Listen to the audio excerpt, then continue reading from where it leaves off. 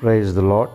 నేటి శుభవచనము: నీ సమస్త శత్రువులు నీ ఎదుట నుండి పారిపోవునట్లు చేసేదను. నిర్గమాకాండము 23వ అధ్యాయము 27వ వచనము. ఇజ్రాయేలీయులు కనాను దేశంలో ప్రవేశించేదానికి ముందు శత్రువులతో కనాను దేశము నిండి ఉంది. అప్పుడు దేవుడు వారికి ధైర్యం కలిగించేందుకు ఈ వాగ్దానము చేస్తూ ఉన్నాడు.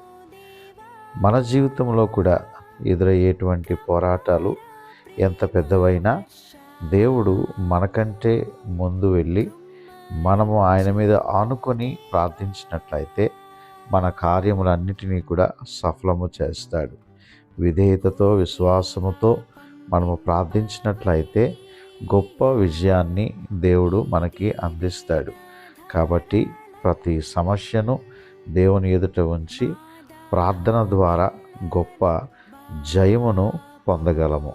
అట్టి కృప నీవు ఆలోచిస్తున్నటువంటి సమస్య నుండి విడుదలిచ్చి నీకు జయము అనుగ్రహించునుగాక. ఆమేన్. God bless you.